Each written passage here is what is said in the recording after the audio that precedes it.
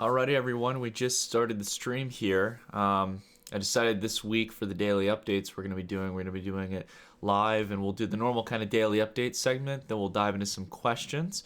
I'm gonna go ahead and pull up the chat here real quick, make sure you guys can hear me good, and we'll get started in just a moment. I appreciate the patience, everyone. Let's see here. Looks like we're seeing the numbers come up here. That's good. If you guys could leave a message in the chat, that would be really appreciated. Oh, there we go. All right, so we've got a few. Dylan, everyone, thank you all very much for joining. So let's go ahead and dive into today's update, the first of 5 for this week that we're going to be doing over live stream. First off, I want to say thank you all for joining me, and in today's video we've got a lot of different things to discuss. We're going to be talking across the board how global fear has been really sweeping across markets, not only in the markets that we're more tailored to like cryptocurrencies as well as gold and silver, but along with that as well in equity markets, as we see the S&P 500, the Dow Jones, and the Nasdaq pressing towards 10% down, meaning that if they open up at these pre-market rates, the circuit breaker is going to trigger initially, and there's not going to be a trading day in this case, or at least it's going to be paused for a while. So this is going to be very, very fascinating stuff, guys. I mean, we're in an unprecedented time of global fear here in the sense of markets. And I'm really, really interested to dive into it because there's been a lot going on in the sense of not only cryptocurrency markets, but the actions that the Fed and other authorities are taking in regards to traditional markets. So a lot of information to dive into, but I wanted to show you all know real quick that our video is sponsored by eToro. Now, for those of you who may not know, eToro is a social trading platform that allows you to interact with other cryptocurrency traders across the globe. And they also have their copy trader feature where you can copy a wide range of traders, including myself. If you just simply hit the blue copy trader button on each and every profile, you can trade alongside us real time at the exact same price. All right. Now that we got that out of the way, let's go ahead and talk a little bit about cryptocurrency markets. Over the last 24 hours, we can see the vast majority of cryptocurrencies are in double-digit territory to the downside here. Even a lot of our plays not doing too well. Kyber down a pretty significant amount. We can see here as well, though, primarily Bitcoin down another 10% here. Luckily, setting in a higher low here compared to what we set back here on the 12th of March here when there was just absolute Armageddon in cryptocurrency markets. So I do like seeing the higher low structure here, and I want to continue to see higher lows and higher highs and get past this point of resistance here. We've generally been at around 6,000. That would be my next target here. All right. Now, outside of that, though, again, guys, I don't want to do too much detailed analysis on this because, again, we're just seeing general fear across assets, right? This is getting to the point now where Bitcoin's hash rate is starting to see a pretty significant decline here as miners are having to shut off their machines. A lot of the religious types out there who are trying to support the Bitcoin network are having to cut it off. Outside of that as well, in the sense of traditional markets, guys, we're seeing just as much sell-off here. In fact, Bitcoin is not selling off worse than traditional markets, if you can believe it. We're seeing a variety of equity indices right here doing terrible in the sense of performance here. We can see, for example, a lot of European, Australian, and Austrian indices here, as well as the Japan Nikkei 225 and the Nifty 50 for India, all down in double-digit territory here. Something that, again, is extremely shocking with the kind of responses that central banks have taken over the last couple of hours. I mean, really over the last 24 or 48 hours, they've been calling in emergency meetings and emergency statements in this case, basically stating, as we'll talk about later, a dramatic response in the form of quantitative easing and lowering of interest rates. We'll get into those details in just a moment.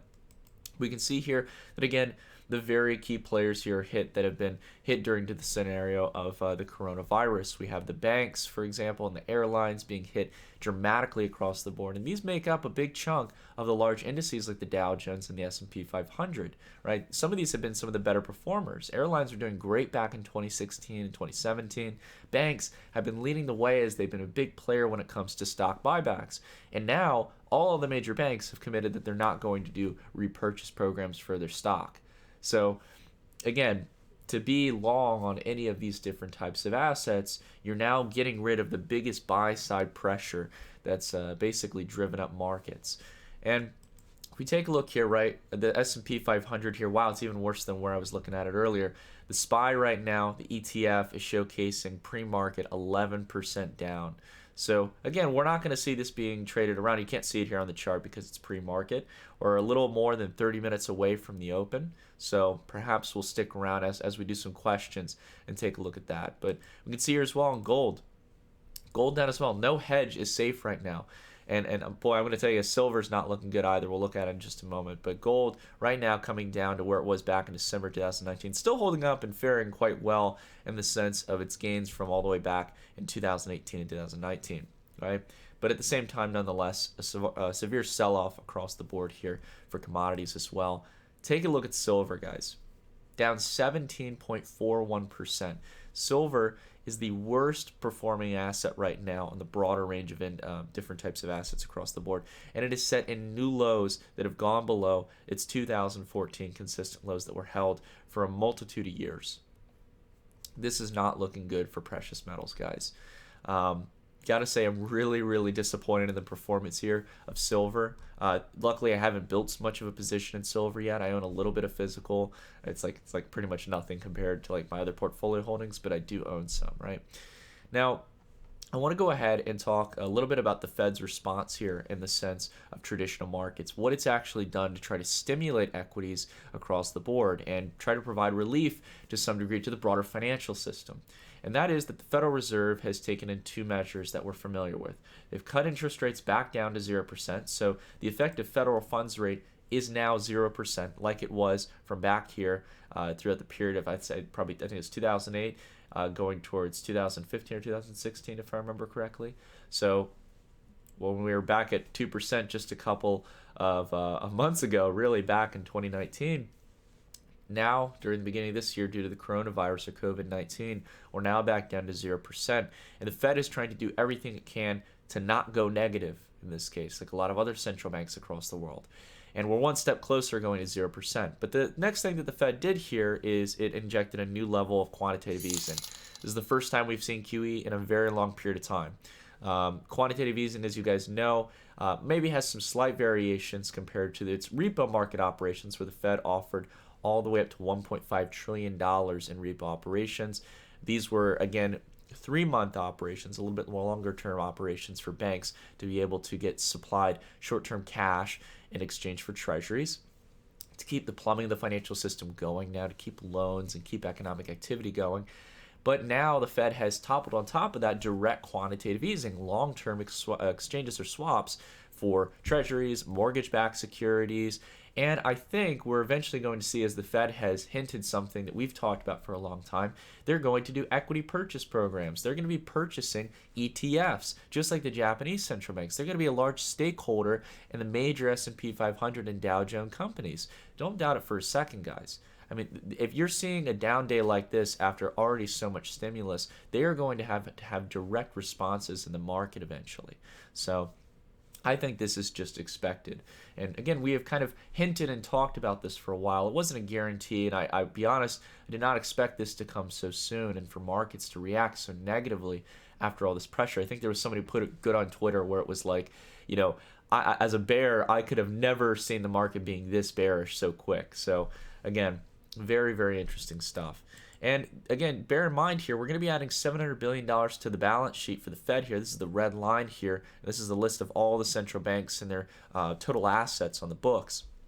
We've already added for the Fed here nearly anywhere going from 3.6 trillion up here to 4.1 trillion. So about $500 billion in assets already. And this is not updating the new 700 billion, which is going to push us to new highs in history for the Fed's balance sheet, if you can believe it. And don't think for a second, guys, that the Bank of Japan, that the People's Bank of China, and the ECB are not going to do the same. They're already cutting their rates down alongside the Bank of England and also going about reinstating new quantitative easing programs. And many of them are already in negative interest rate environments. So again, we're getting very, very close here. And the thing that I would really say to look out for here, guys, right, as markets are going to open, there's not going to be much that's going to happen today because the circuit's going to keep getting triggered in this case, and markets aren't going to be trading. The one thing that I would say to watch, again, is the U.S. 10-year yield, or excuse me, the 2-year yield. Keep watching these yields and see what happens because, quite frankly, we're coming back down to the lows here, and we're about to enter into negative territory. I would say probably if this rolls over and we close down here around, for example, say below 30% here for the 2 year, we're going to start seeing negative yields in treasuries within the next week or so. And that's really scary. I mean, that's again the thing we've been talking about in the sense of what I don't know is going to happen, guys. I don't want to sit here and act like a Nostradamus and tell you what's going to happen and that the world's going to, go bonkers and everything like that. But it's one of the scariest things that we've never seen in the United States. In our history of our country is the number one asset that people have in their retirement portfolios that fund managers and pension fund managers desire to have in everyone's portfolios. U.S. Treasuries might be producing a negative yield, and I think it can sustain itself for a while. I mean, we've seen it in the, for example, the Bank of Japan going negative. We've seen Japanese bonds going negative. We've seen German bonds going negative. Denmark, a lot of other EU-based countries going negative. It can sustain itself for a little while, but eventually the yield, the negative yield, so the lack thereof of a yield and the penalty of actually holding those treasuries are going to keep more and more people in a system where they're losing money, whereas, for example, traders and short-term investors might be making money on the actual spot price of the bond. So, anyways, crazy times, guys. This is a good summary of what's been going on. Now, the one thing I want to talk about here when it comes to the fundamental thing that's scaring everyone, and that is obviously the near exponential growth here in global cases outside of China, with countries like Italy on lockdown, for example, some countries handling it well, like Singapore, South Korea, and Japan. A lot of the Asian counterparts here that have taken the proper precautions after China had its mess. And then you also have Western countries like Europe, the United States, and also countries in the South, like South America, countries within South America as a continent that are not doing the proper procedures here, that are having delayed responses. I mean, we're taking some steps, but we're not going on full-scale quarantine and dealing with this within a matter of weeks and deciding that we're going to be providing financial stimulus and physical stimulus through government policy and not take the standard precautions here. We're going to drag it out. That seems to be the policy right now. At least that, or we're not taking it serious enough. Well, again, at the end of the day, guys, we can stress about it all we want. We could say what the government should and shouldn't do. And again, you can always, speak with your mind, speak with your money, and also speak with your votes. But at the end of the day, the major thing that I would say to watch here is a really good video. And I'm going to go ahead here. The title for the video is Exponential Growth and Epidemics. This is from 3 Blue and 1 Brown. This is one of my favorite data science channels out there. A lot of his content sometimes can be a bit overwhelming for a lot of people because it's just, it's pretty high-end math and data science. But at the same time, 3 Blue and Brown does a really good job of keeping it simple and also explaining some very complex topics. And this one, he did a very, very good job. If you guys take the time to watch it, it's less than 10 minutes. It really explains well the whole concept of understanding exponential growth. Because in the end of the day, there is no such thing as exponential growth in the real world. Things eventually plateau. And what you're dealing with here, I'll go ahead here and bring it here to this point here, is talking about logistic curves. Basically, what many of you might know is an S-curve in this case, where things have their exponential point of growth, or what seems like exponential point of growth, where growth is starting to compound. And then in this case, we start to get to a point where we hit an inflection point. And the inflection point is when the growth factor goes below 1, where we start to realize that globally, we're starting to control the outbreak of the virus. We're starting to see a decline in the growth factor, in this case, of cases across the world. And what that means is we're at the halfway point. When the curve starts to diminish here, right, we start to see a diminishment in growth, in the growth factor, then in this case, it's signaling that we're likely halfway there to the max number of cases, because eventually it will top out. But the sooner we start washing our hands, we start cutting down contact with one another, start working home and remote when we can, and stop going out to social gatherings, stop going out and doing things that we don't need to do, then we can start to hit that inflection point. Plain and simple. I mean, we can bet on a vaccine coming out, guys. We can bet on medicine coming out that's going to help combat this, to help those who are dealing with the actual illness, in this case, that's being caused, or the symptoms that are being caused for a lot of people who are either immunocompromised or of elderly age, right? We can do all those things. Those are great, and there's research facilities doing it. But the simple thing we can do is cut down as much contact with one another as possible. It cannot spread if we keep to ourselves and we keep clean, right? It's an issue that we can deal with in a very short period of time, and we can do it properly. But if we don't, it's just going to get bigger and bigger. And the problem here, what I hate here, when I look across the board on markets, sorry, let me pull up the, close the SPY here. So here's the thing I hate, right? Markets will continue to step on eggshells here, right? In the sense of what the Fed and the government is doing here, we'll continue to step on eggshells and say, oh, we'll cut down a few flights here and there. We're gonna, do this and that. We'll do small steps here. We'll let local areas just kind of close bars and here and there. Instead of just doing it all at once and getting it over with. Like, the cost is gonna be significant. I agree. There is a lot of industries that are going to be hit, and we can do exactly what the Fed and other organizations are doing. We can provide monetary stimulus in the short term, as they're doing with small businesses, as we should do. We should give some money. In this case, if we're going to be doing bailouts, we should give some cash to everyday people so they can go buy essential goods and services. And we should make sure that we're operating all the necessary things, for example, delivery services, right? We should make sure that power plants and water treatment facilities, all those people are going to work and doing what they need to do to make sure people can stay home and have the things that they need. But we need to cut the non-essentials. So anyways, I'm rambling on, guys. I'm glad to see we've got almost 1,300 of you in the video here, and I really appreciate you all joining me for this. So I guess that's kind of the daily update portion here. I don't have too many other articles. I've definitely got a little more rant and rave if you guys have some questions. But again, I mean, this is going to continue happening. We're going to basically open up now, guys, at new lows here for the year, for the S&P 500, for the Dow Jones, for the NASDAQ. It's because we aren't reacting to this quick enough. We could have easily dealt with this. And it's just a matter of the thing at the end of the day, guys, I can sit here and say that it's easy, but here's the one thing that always holds it back. People don't understand that governments are not one person. The thing I hate to see in the headlines is we either look at one specific individual or something. We'd like to pin the blame on someone. Governments are complex entities, and there's people with different interests, people with different objectives, and different perceptions on this. Some people in leadership still think this is the flu in this case. Like, there are some people in governments across the world who believe that this is it's common flu, it's not a big deal. When this has a growth factor that's 4 times as viral as the common flu and much more deadly. So anyways, all right. Anyways, guys, rambling on enough here. Let's go ahead. I know we had some donations, so I just want to say I appreciate you guys for the donations. Slim had asked, do you see a multi-year bear market in crypto? No. Slim, I think we're very close to the worst for this. I tend to get very confident during these times. And thank you very much for the donations. I appreciate it. Yvette asked, I sent you an email. Oh, sorry, Yvette. I'll go ahead and try to look through that in a bit. Sorry about that. Let's see here. Oh, so we got a lot of questions, guys. Fund Zero S, can you recommend any other non-correlated assets?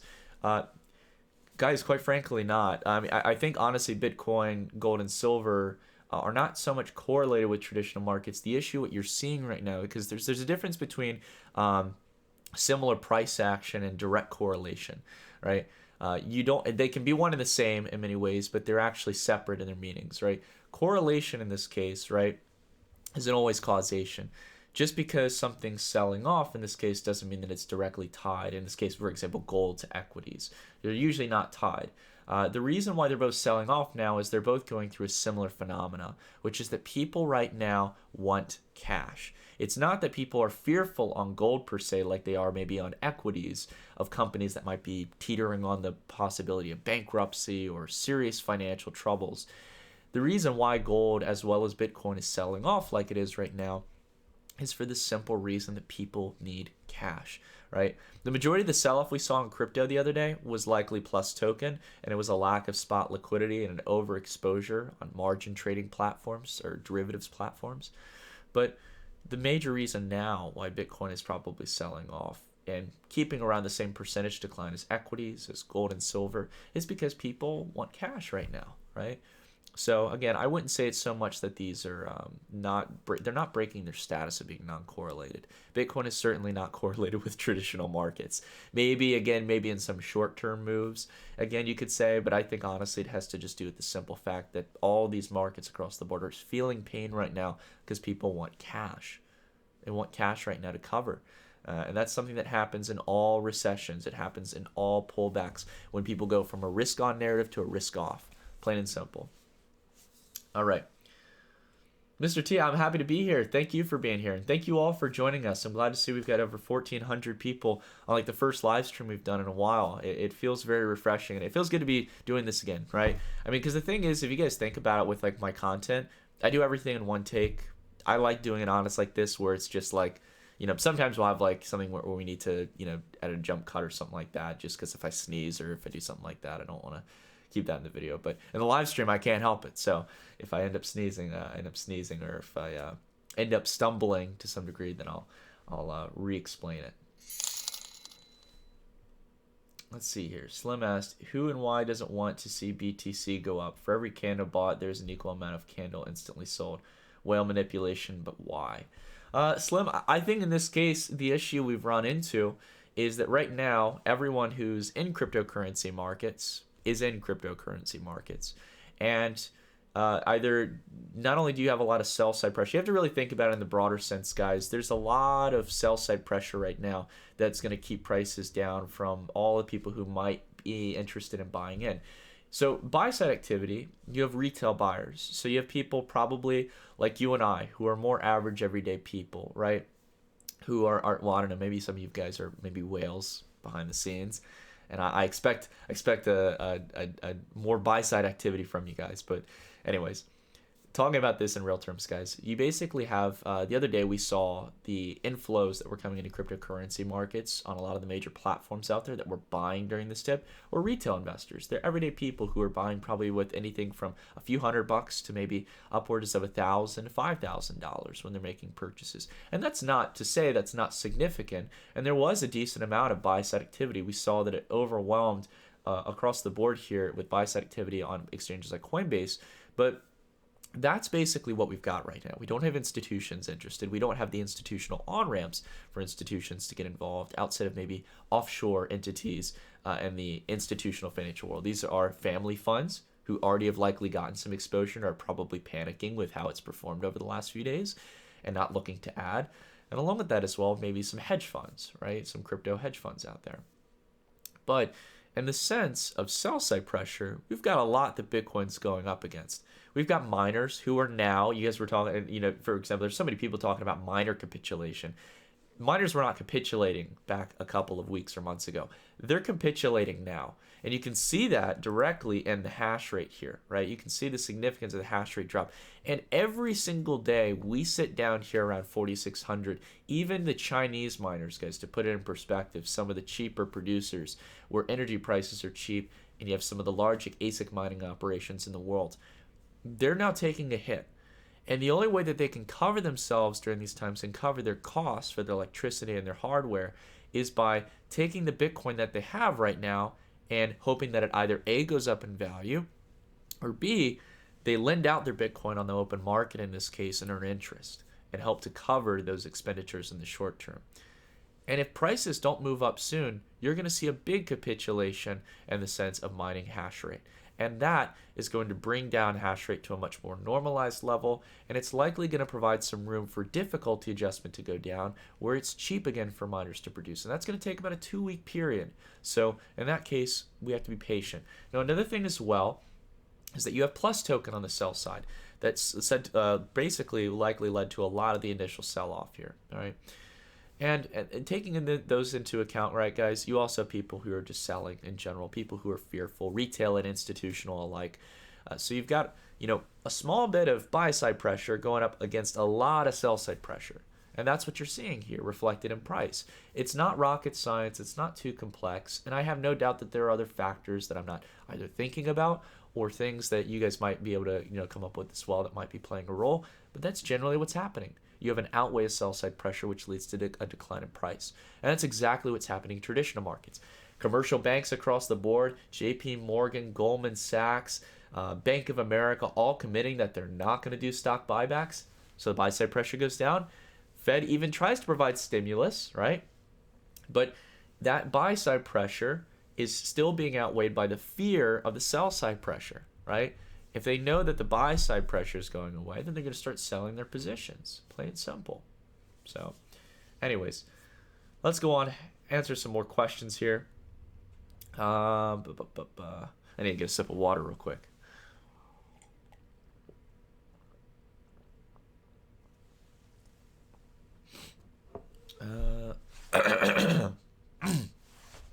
Damn, my throat got all clogged up there for a sec. I hope I don't have COVID. I did go to New York like 4 days ago and stuff, so I've been mainly self-quarantining and stuff, like just in case. I think that's the right thing to do. It's the least I could do. It's not something really crazy admirable. I think it's the right thing to do in this time.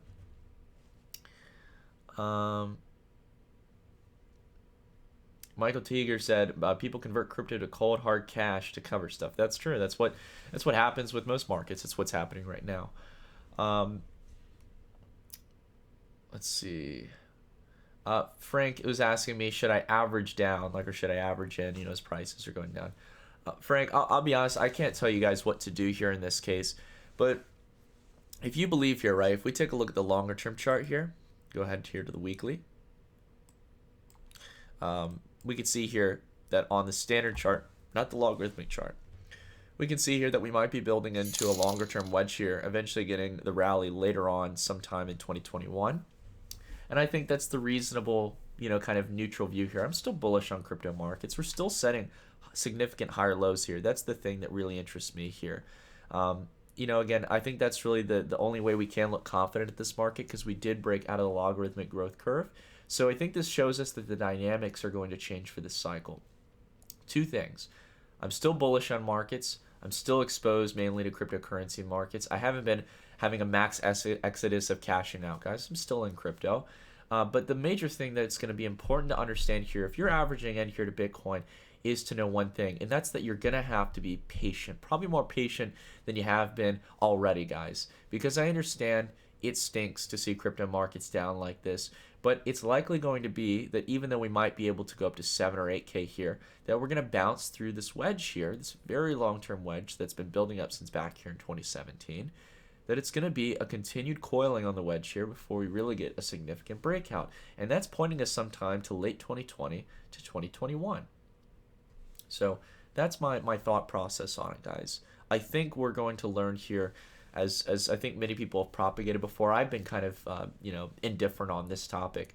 But it's the general idea that these cycles are going to start getting much, much longer. And I think the chart is showing us this here. So, I don't know. I'd like to hear from your guys' thoughts on this. Let's see. Cinematographers asked, hey, Nick, will they close the markets? Yes, they will. Basically, the circuit's going to get triggered here at these rates, unless pre-market gets a rebound here. But right now, we're seeing across the board here roughly 10% plus, up to 11 to 12% of the U.S. indices. Let's go ahead and check actually the futures here. Go ahead and just refresh it just in case. And of course, the U.S. Numbers aren't coming through clearly right now. It says the time frame here for two of them is actually trading at 9:17, but these aren't the actual numbers right now. We can see here most indices across the board, either in the upper single-digit range, from anywhere from 7 to 9%, to and some indices for Japan pushing up here towards 10%. You got the French index here, the CAC 40. You got the Nifty 50 for India. You have the IBEX 35 for Spain. China A50 in this case, it's a Singapore index, but it's covering some of the larger Chinese stocks. South African 40, ATX here for Austria, and the S&P ASX 200 for Australia. So crazy stuff, guys. I mean, here's the thing that I've tried to emphasize to people. If the normal S&P 500 and the Dow Jones and the NASDAQ charts don't look scary to people, let's go ahead and take a look at the ASX 2000. Right, this is Australia here. Now tell me, taking a look at this monthly chart here, that this doesn't scare you. Right, we'll go ahead and take a look at the. This is actually not the indice I wanted to look at. My apologies, getting too ahead of myself. Let me go ahead here, and it's still. I mean, it looks bad, right? But this isn't the one I wanted to actually showcase. Where is it? I wanted to show you. It was one of the major Australian ones. Well, we can take a look back at that in a bit if I can find it, but. Let's go ahead and take, for example, the FTSE 100. So this is the UK's large index here, very similar to the NASDAQ or Dow Jones, or I would say more the S&P 500 or the Dow Jones if you wanted to talk more about the exposure to different types of assets. So we are back down to where we were at January 10th of 2011. We have not been back here since January of 2011. Tell me, are we in a recession yet when it comes to equities? Now, I understand in the technical term, recessions are 2 quarters of declining GDP. And of course, we're likely going to get that. If you've already taken a look at the Chinese numbers in the sense of industrial production, in the sense of consumption, of goods and services, we're seeing double-digit declines across the board. And again, those are Chinese numbers which tend to be fudged. So when we start to get the economic reports here in the next couple of days and weeks, it's not going to be pretty. Guys, I can tell you guys, I have people who, for example, and some of these numbers again are already public if you want to go and look at them. I have friends and family who have basically worked in the restaurant business, for example, some who own their own businesses, some who are suppliers. And I can tell you, it's not a pretty picture. We're talking like more than 50 to 80% declines in most states, cities, and counties when it comes to restaurant sales. Now, the only place that's really doing well right now are grocery stores, people who are selling things off the shelves like crazy. And the problem for them is that they're worried about being able to keep up inventory. But the majority of the consumer market is not looking good. It's not looking good right now. So, again, just putting into perspective here, going from around 7,400 down to 5,000 on the FTSE. Crazy stuff, guys. Crazy times. Going back, though, I want to go ahead and take a look at a few more of these indices, and then we'll jump into a few more questions here. For example, I think what would be good to take a look is the Euro stocks. This is going to give us a broad exposure to European markets. So let's go ahead and see the performance in the Euro stocks. So we can see here, taking it to the monthly, taking it here, the candle chart, the max chart here. So we have not been back down here since January of 2012, after we set in a triple top up here, right? So down from nearly 3,800 down to 2,337. Are we in a bear market yet? I think we very much clearly are, guys. I don't want to spend any more time talking about this, guys. If you guys got 401ks, I feel for you. It's a terrible time. But again, this key position here we've held for a long time, since 2018. We've been bearish. The return potential was not there for equity markets. And it's sad when things like this, like Corona, come up. They can completely reshape our perspective of how the bear market's going to play out. I'll say this confidently. I never saw things selling off this quick, for sure. Again, playing on that point we talked a bit earlier. Let's see here. Monaloo said, I have enough money for a month's worth of toilet paper. That's funny. We got to be able to joke, guys. We got to have fun. Sean, Nick, thanks for all that you do. Sean, it's a pleasure, man. I love doing this for you guys, and I feel it's a pleasure. The pleasure is all mine. I appreciate that you guys join me during these tough times. It's fun to talk with you guys and, have a few laughs, try to break down what's happening. Poker Wokey said, I used to have a 401k. Yeah, I think a lot of us will have used to have something in their 401k, and now it's just a bunch of pieces of paper that say AAPL or SPY or the symbols of stocks. Let's see here.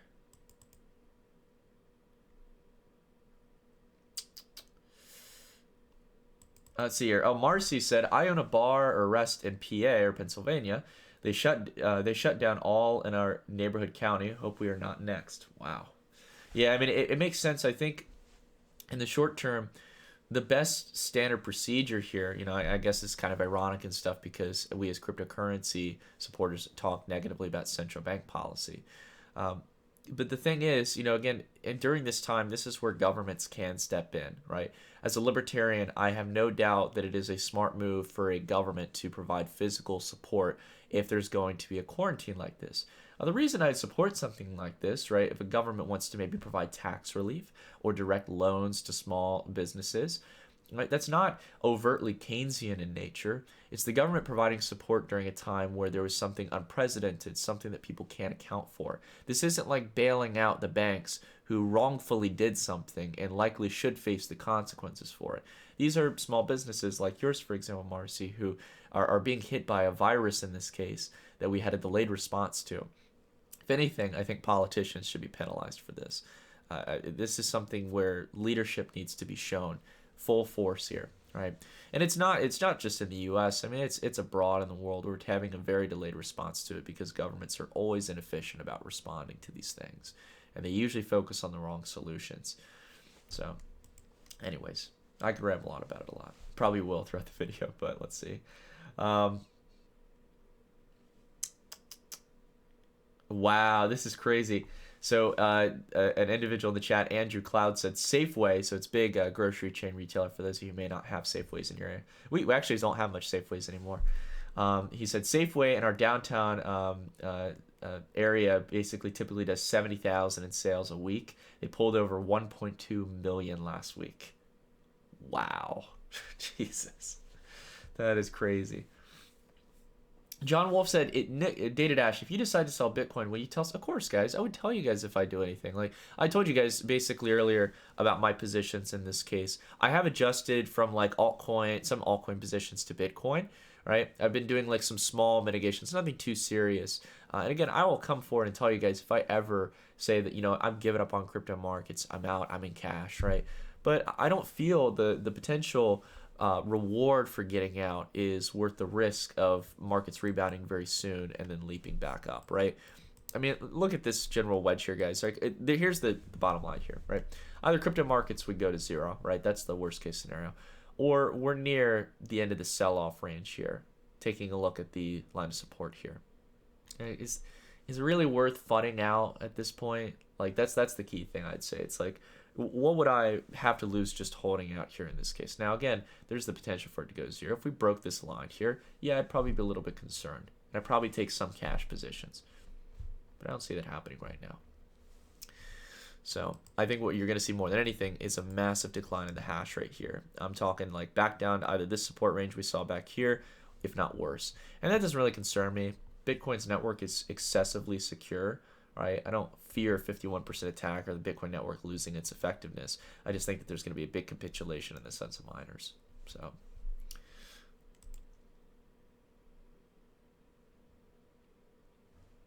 let's see here.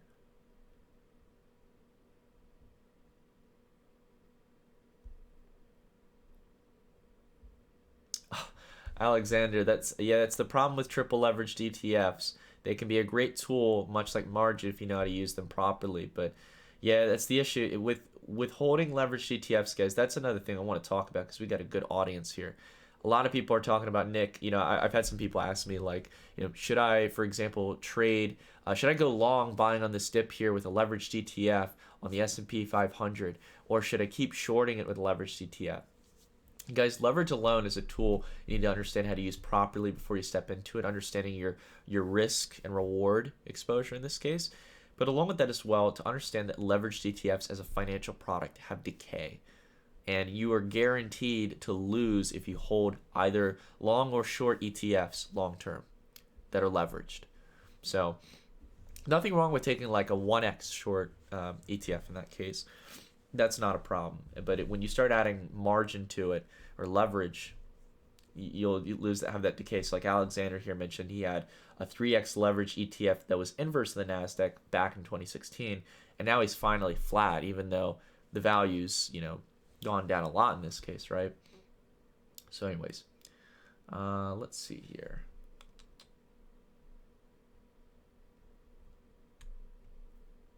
So the market has opened. It is 9:30. Let's see if things are trading. I think the circuit's been triggered here. So let's see. So we're down 10.5% here. Absolutely incredible day, guys. I mean, not in a good way. I don't like seeing markets go down because I know this is people's retirement portfolios and this is people that have money stowed away. Yeah, it looks like the circuit got triggered. It's unbelievable, guys. It's, it's a material response to a lack of federal response to this crisis. Prices should be down where they are right now because it looks like we're not only trying to kick the can down the road in the sense of dealing with the real underlying issues. We've been doing that for a long time. But just like how we've dealt with the economy over the last few decades with just tossing money at things, we're not dealing with an epidemic, a pandemic in this case. It's spread globally. And it's real sad to see a lack of response here. Let's see here. I just want to make sure as well, guys, just to check with you all. Has the connection been coming through good? It seems like we haven't had any issues here. Yeah, someone said not even 1 second. Not even 1 second in, it's been triggered. Yeah, that's true. That's what happens. They trigger it at the open if it's worse than 7%. Jan, you asked if I'm holding Bitcoin at the moment. Yes, I do hold Bitcoin. I have some altcoin positions. I'm massively exposed to cryptocurrency markets. So, and honestly, this isn't a day to brag about being in crypto. Everything across the board's down. Silver's down. Worst out of anything. Down 14%. Looks like it's finally getting a little bit of a rebound here. I mean, if you guys are at the point now where you wanted some exposure to assets, right? I mean, it's a fire sale across the board if you got some cash. But not saying you have to buy anything, but it's crazy to see Bitcoin below $100 billion. That's one thing that definitely is it's not really upsetting. It's just kind of crazy. I would have never thought, to be completely fair, guys, to be humble and say where I was wrong. I would have never thought we'd see Bitcoin below $100 billion in March of 2020. And I don't think we'd ever see Ethereum near around $10 billion. It's around more, I guess, to be honest, it was more around 12 billion, but below, 15, 20 billion here in March of 2020. Got to be fair in that sense. Definitely wrong in that case. And along with that as well, gold and silver. Gold had a pretty, strong rally so far, I'd say. Some people might have argued it's a little too premature, a little too quick, too much too fast. But I think gold was in a fair value position. I mean, considering all the QE, all the stimulus, and now people looking for a hedge. But it makes sense, guys. Again, what you're seeing now is the cash grab in this case. People are getting out, getting exposure to cash, covering their positions, right? And then eventually you'll start to see the hedges rebound. That's what I'm betting on in that case, right? That's what you saw back in 2008. I'll go ahead and show you guys just for some perspective to understand what I'm talking about, right? So we can even compare. I'll even add the S&P 500 here. So we're going to go ahead and lay the SPX here, right? So you can see here that as gold, for example, actually, just to make it simpler, I'm going to split up the chart here. Just an important lesson here to understand. New pane below. There we go. Okay. And I'm going to go ahead and just mute my SMS indicator not to confuse people. All right. So we've got the S&P 500 here alongside gold. And you can see here really like as the S&P 500 started to really kind of give pre-warning signs here of a pullback in equities, the real 2008 collapse here happened back here when we went from around 1,300 on the index down here to 600.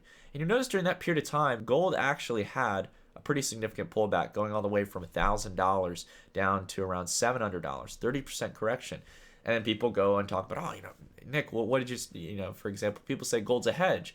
Well, yeah, during these times, again, they're not correlated markets. Like their price action may seem correlated, but it's not meaning that it's the same causation, right? People, again, are running to cash in this case. That's the causation in this case, right? That's the only correlation we're seeing between these two.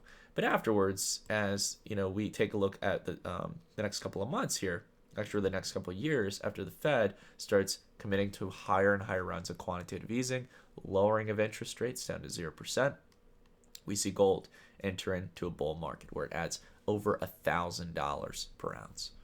So again, it's important to understand there are periods of time where equities can sell off here and we don't see an immediate positive reaction for gold and silver, especially when the stark reality here is that people are wanting to get out and they're wanting to get out quick of equities. I mean, the sell-off here, you can just see compared to back here, even logarithmic chart. Oh, well, can't do logarithmic here, but all in all, the percentage decline here is more like 1929 than 2008.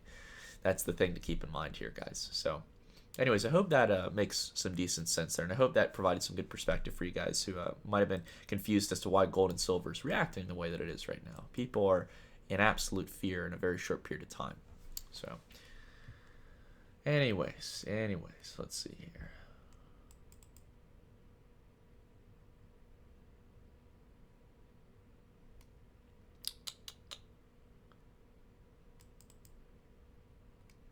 Yeah, I see a lot of people talking about the circuit breakers. Yep.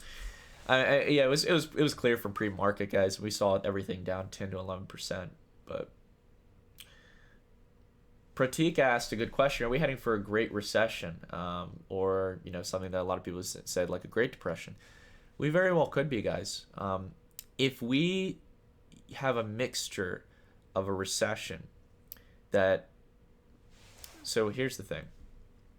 Right now, we are showing little to no signs of taking dramatic measures to prevent COVID-19 or coronavirus in the West from being resolved here in the next couple of weeks. This is going to be a year-long issue. I'm as tired of hearing about it as much as the next guy. And I'm quite frankly worried that there's going to be a lot of lives lost. But at the end of the day, this is going to be something that's dragged out for months because governments are not responding to it promptly. Until that changes, this is going to be a multi-month issue. And it's going to keep equities across the board from going higher, right? It's going to keep valuations dropping like this until we come down to towards a much more reasonable level to reflect the lack of corporate earnings, right? And all the elements of the real economy. There's been a huge disconnect here, and it's now coming back to roost here, because if you have an actual decline in economic activity, it does hinder the stock market, even though they're not direct correlations. But the reason it does is because the biggest proponent of buying stocks has been stock buybacks. It's been companies taking their corporate earnings, right, the money that they make, and repurchasing their shares. And now we're not being able to address the consumer market. We're not being able to address fixing with this issue early on so we can get consumers back to work and back to consuming. It's basic economics 101, guys. It's not too complex. It's just basically at this point, until we actually address what's spawning this sell-off and this fear, markets are going to keep selling because they realize that this is going to get worse and worse until we make dramatic responses. Plain and simple. And it's why we're back down here to where we were back in December 2018. And you can tell, ironically enough, this was during the time when we hit the stock buyback blackout period, where some companies couldn't, the vast majority of the S&P 500, like 85 or 90%, couldn't buy back their own shares. And look what happens to the stock market, because no one was buying compared to the sell side action. It was companies taking cash off their balance sheet and repurchasing their shares, creating artificial buy side activity. And when that wore off, stocks sold off. And the exact same thing is coming here. Now mix no stock buybacks, especially on the major financial companies who just announced that they're not going to be doing it, with a coronavirus and generally one of the greatest economic expansions in history, which is probably going to be followed by one of the greatest sell-offs in history. We've been seeing that now. I mean, you've got a recipe for disaster here. And treasury yields going near negative, right? Or near zero first and then near negative. I mean, this is one of the most interesting experiments of all time in regards to markets, guys. I'm sorry I'm getting all dramatic about it and stuff. I gotta say, thank you guys for joining in. We've got over 2,000 people. Hopefully the connection's still going through good, guys. Want to make sure on that. Oh, guys, I didn't even think about what the thumbnail is. I did not change that. I probably need to change the thumbnail. It's probably not fitting. But I'll have to check on that. Let me actually pull Restream over side real quick. Make sure the thumbnail's good. Stick with me just for a moment, guys. Let's see here.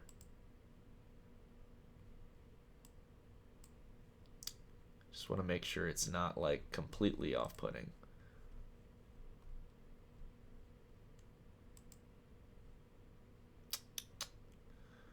Okay, well, I can't see it for some odd reason. I think my window might be too small. Anyways, with you guys being here and stuff, I want to go ahead and answer a few more questions, and then we'll probably sign off for the day. So let's do 3 more questions. Try to keep it relatively concise so you guys can walk away with some actionable stuff.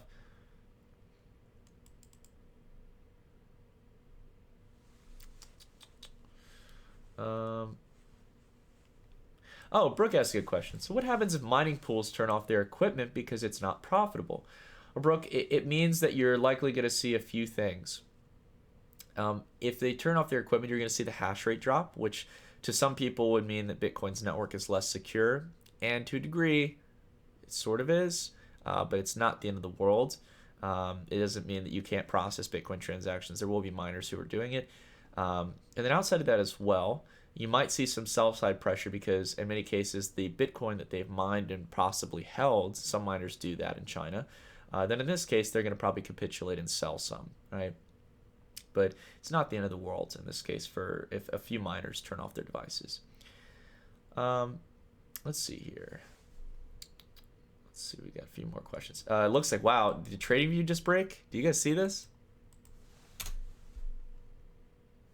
Am I, okay, there it is. The whole little, like, watch list here was, like, frozen.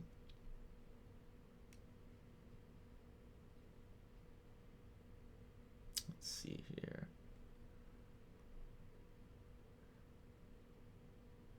Oh, is it really the thumbnail from when we broke 10K? Oh, man. Guys, it's, well, we did break 10K, but not in the way we were looking for, right? Guys, I did not mean to have that thumbnail and stuff. On my Restream app and stuff, it didn't showcase to me what the thumbnail was. My apologies for that, right? So apologies for the confusion on that. And yeah, sorry about that. I tend to always screw up in one way or the other. I either forget to change the thumbnail, because I usually think it's the default live stream one, or it's the I just forget to change that of the title. Cloric, thank you very much. Appreciate the donation. You stated, my company has all non-essential employees to start working remotely today. Thanks for the live stream while I work from my kitchen table. That's cool. Stay safe, Cloric, and I hope all of you stay safe and stuff and don't work. You know, again, if I hate that term non-essential, right? It sounds like it's like, oh, you're expendable. It's like, no, it's like, the thing is, like, what they mean, what Cloric and everyone's meaning by non-essential, guys, is if you don't need to be in the workplace and work alongside people or produce goods and services or ship goods or services or work at a utility or power plant, and stay home, you know, right? Anything that's essential in this case is what is essential for us to survive and stay at home, and that's the general kind of way of how we could go about doing a proper quarantine. Everyone's saying it was like intentional clickbait, guys. I promise it wasn't. You guys have to understand, I understand markets to a decent degree. Technology, well, I wouldn't say I'm lacking in the understanding of technology, very base level, and I always tend to make silly little mistakes like that. Absolute Pass said, thank you very much for the donation, by the way. Have you noticed a recent increase in your audience? Does this encourage you in terms of public attention for crypto during this time? Thank you. Thanks for all. Absolute Pass, good question. Yes, we have definitely been getting more views as a recent, but I'm really curious as to whether or not the increase in views is really a lot of people coming back into the crypto space who have been holding and seeing how the market's reacting solely for crypto. I'll be honest, absolutely, I haven't seen that trend yet where crypto really starts acting as a hedge. And I don't think we'll see it for a little while, because I think we need the halving event to come in May to be just completely fair and transparent here. I think we need the halving event to create that supply shock. And we're also going to see with the price declining a difficulty drop in Bitcoin's mining and hash rate. So in this case, those culminations are going to lead the price to rising. And then from there, you're going to see an increase in this case where other things might be stagnant or selling off, where Bitcoin, as well as gold and silver, might start picking up here after we get through this kind of cash squeeze here, where a lot of people are cashing out. So hopefully that makes good sense. In the sense of subscribers, yes, we've gone up another like 3,000 or 4,000 subscribers, I think, over the last week or two. Hey, Cosmic Elf, smashing the likes. Thank you, Cosmic. It's nice to see some familiar names in here, guys. I miss the live streams, and I appreciate that you guys are coming back. That really warms my heart. I know there's some names that stick with me. I might not know your faces, and I might not know where you guys are, but I do remember the names, and it's good to have you here. It's always nice to know that you guys still, after all these years, it's crazy. We've almost been doing it for 3 years. This July will be 3 years we've been doing Data Dash. And man, that's even during these scary times and stuff in the markets, guys, it's really rewarding. So thank you all. And if you can, smash the likes. Not just kidding. More than anything, I would ask that you guys hit the bell icon and subscribe if you haven't, because we want to have as many people join the family here, and I want to answer as many questions as I can. So we'll do one more question here.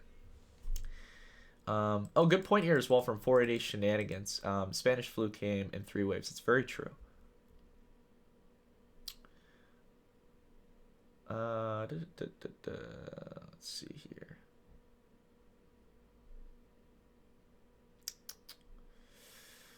I'm trying to get a really good solid question here. Quantum Studios, you're a legend, Nick. Been part of the family from the beginning. Thank you, man. Appreciate it. I'm glad to have you here. So here's a really good question here. So Miku asked, why are people changing their stock, Bitcoin, and gold, so all their assets in this case, into cash when there's upcoming quantitative easing, and there's going to be is there going to be a tax on cash? So Meek, let me answer this as best I can. The logic here is actually a very fair question. Why is it that during this period of time, oh, it looks like the markets are finally trading again now the circuit breaker turned off. The question here for a lot of people is, why is it that people are selling off assets when the Fed just announced, hey, we're going to be injecting $700 billion, and hey, the cost of capital is now down to zero again, so banks will be able to borrow a ton of money from us and then lend it out to you at cheaper rates, nearly free at the end of the day, around 1 or 2%. So why is that? Well, at the end of the day, guys, there's two reasons for it. All right. First off, not everyone follows what the Fed does. Not everyone understands, basically just how much sheer firepower the Fed is going to put into the economy. But the second thing is as well, is that during this time, people cover cash for two reasons. One, in many ways, they're selling their positions to cover themselves from taking further losses, meaning that they are taking a cash position inevitably, right? So if you're fearful of the market, people are selling out of their positions. And then outside of that as well, people really just need cash right now. They need cash to make sure that they have deposits in their account, to make sure that they can protect themselves and buy the things they need during these times of fear, and just lock in profits as well. So all those different small kind of avenues of why you would want cash are why there's such a significant push now.